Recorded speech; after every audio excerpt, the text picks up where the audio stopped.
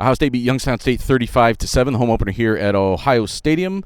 We're grading the quarterbacks today. We're going to start with Kyle McCord, who started again and played the majority of the snaps again. 14 of 20 for 258 yards, 3 touchdowns after having none against Indiana, 0 interceptions after having 1 against Indiana. So improvements in pretty much all of the statistical categories. Let's see if he improved on our grading scale. Steven, how are you grading Kyle McCord today? I'm giving Kyle McCord an A-. I thought he was a lot better. I thought he was more comfortable back there. I thought he saw it better. He hit Marvin for some deep stuff. Obviously, Marvin's first touchdown, even Marvin explained the fact that the safety fell down, wasn't in the spot where he was supposed to be, so we ended up with a long-range touchdown. But I just thought Kyle McCord took steps in week 2 that maybe we were expecting him to take. If you look, it looked like he looked at the film and saw, man, I missed some stuff, and then came back in week 2 and showed us that he watched the film. So I like what I saw from him. A-. Andrew, and you were a C last week, so that's a pretty significant improvement. Andrew, your grade? Yeah, I was struggling between A- and B+. I landed on B+. I think that the big thing for me was the stats were obviously what they were, but it was how he looked. He looked like a guy who had taken snaps in a full regular season game before. He did not look like a guy who was kind of figuring things out.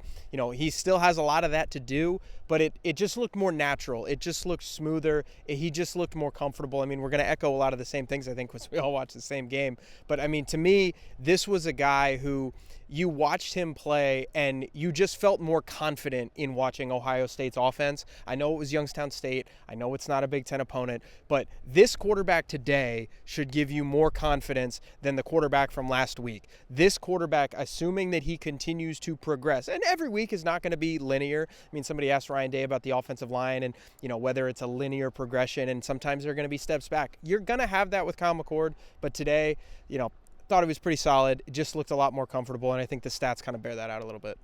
But I think for the second week in a row, the much bigger concern is offensive line play than the quarterback play, so he's got that going for him. I don't think I can go higher than a B+, only because there's still something missing from this offense, and Ryan Day's talking a lot in postgame about how the possessions have been reduced, and he's not wrong. And unlike the first week, they actually did play fewer plays today. They were down about 7 plays, and a lot of those plays, you know, you could take them off the back end of this game and nobody would notice, I guess.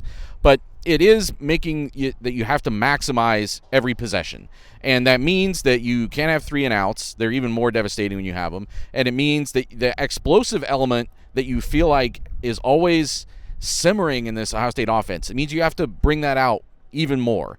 And not to the point where you're like pressing for it, though. It has to just be organic and has to happen naturally. And they're not quite there yet. You did see a couple of instances of it, though. You saw the 2 touchdowns that he had to Marvin Harrison Jr., especially the one where Harrison gets behind double coverage and just sort of floats it over to him in the end zone. I thought was a nice play.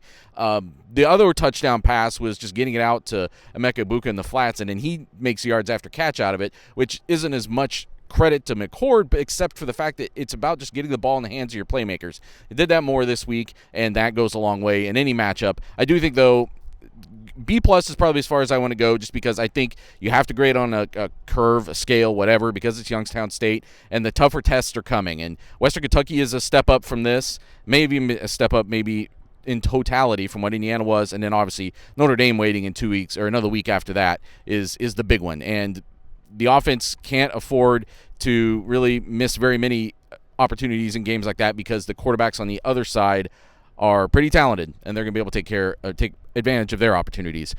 Much more talk about this on Buckeye Talk, wherever you can get podcasts, and get our text, 614-350-3315. A lot of details from after the game, the press conference after the game, from Ryan Day, from Kyle McCord, from Devin Brown. We were shooting them out via text from Buckeye Talk.